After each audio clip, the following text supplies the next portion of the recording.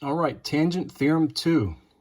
So if two tangent segments, or lines, to a circle share a common endpoint outside the circle, then the two segments are congruent. In other words, they're the same measure. So take a look here. Here's a tangent. Here's a tangent. Since they share this common endpoint, point P, that means that this line and this line are congruent to each other. They are the same measure.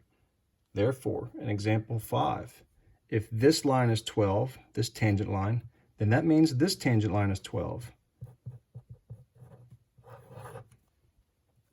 Here, we don't know the exact measure, but we do know that this tangent line and this tangent line share that common endpoint, so they are congruent. They are equal to each other.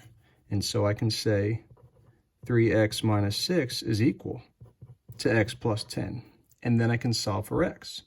If I subtract x here, I would get 2x minus 6 equals 10. I would want to add the 6 there. If I did, I would get 2x equals 16. And then I want to divide by 2, and we would get x equals 8. Here, same situation. Oh, let me go back here for a second. This is the value of x. If it asks you to find the measure of the tangent line, then you would just plug that number back in. If x is 8, then that means that 8 plus 10 would be 18, and so both lines would be a measure of 18.